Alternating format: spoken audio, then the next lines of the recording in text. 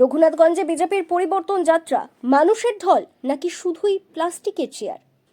বৃহস্পতিবার রঘুনাথগঞ্জে ঘটা করে শুরু হলো বিজেপির পরিবর্তন যাত্রা, কিন্তু অনুষ্ঠানের হাঁকডাক যতটা ছিল মাঠের ছবিটা ঠিক ততটাই উল্টো। সার সার সাজানো গেরুয়া শিবিরের চেয়ার, কিন্তু বসায় মানুষ কই? জনসভার ভিড় দেখে মনে হচ্ছিল পরিবর্তন যাত্রার চেয়ে চেয়ার প্রদর্শনী বোধহয় বেশি হচ্ছে। এই ফাঁকা মাঠ নিয়ে বিজেপি নেতৃত্বের মুখে কুলুপ।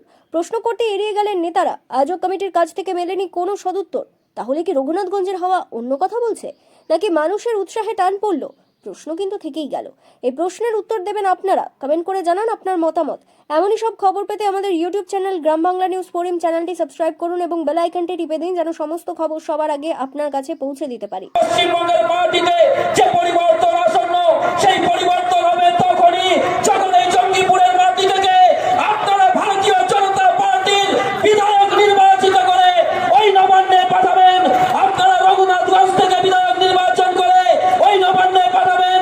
এই জঙ্গিপুর বিধানসভা যেখান থেকে বিধায়ক ওই নবান্নে পৌঁছালেই ওই নবান্নের যে ডাইনি রয়েছে তিনি ওখান থেকে বিসর্জিত হবেন বঙ্গোপসাগরে। সেই পরিবর্তন যাত্রা শুরু হচ্ছে আপনাদের উপস্থিতিতে এই জঙ্গিপুর ম্যাকেঞ্জি ময়দান থেকে। বেকারের কর্মসংস্থান চাই, মা বোনদের সম্মান চাই, বাড়ির ছেলে মেয়েদের সুশিক্ষা চাই, স্বাস্থ্য ক্ষেত্রের উন্নতি চাই।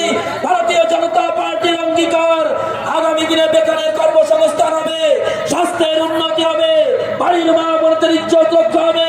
নিজেদের ধর্ম রক্ষার জন্য আগামী দিনে ভারতীয় জনতা পার্টিকে পশ্চিমবঙ্গের মস্তদে বসাতে হবে। বন্ধু, একবার চিন্তা করুন, চারিদিকে পশ্চিমবঙ্গ ব্যাপী মায়েদের উপরে যে নির্যাতন চলছে, ধর্মীয় হারানিতে একের পর এক ধর্মীয় কারণে আমাদের হিন্দুদের উপরে অত্যাচার চলছে।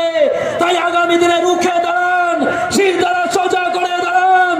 যতক্ষণ পর্যন্ত এই পশ্চিমবঙ্গের মাটি থেকে তৃণমূল কংগ্রেসকে আমরা উৎখাত করছি, ততক্ষণ নিস্তার পাওয়া যাবে না। তাই আগামী দিনের সময় আসছে ভারতীয় জনতা পার্টিকে ক্ষমতায় আনবার জন্য তৈরি হন। আর ভারতীয় জনতা পার্টি ক্ষমতায় আসছে, তাই তৃণমূল যাচ্ছে আর বিজেপি আসছে। তৃণমূল যাচ্ছে, বিজেপি আসছে। আমি বল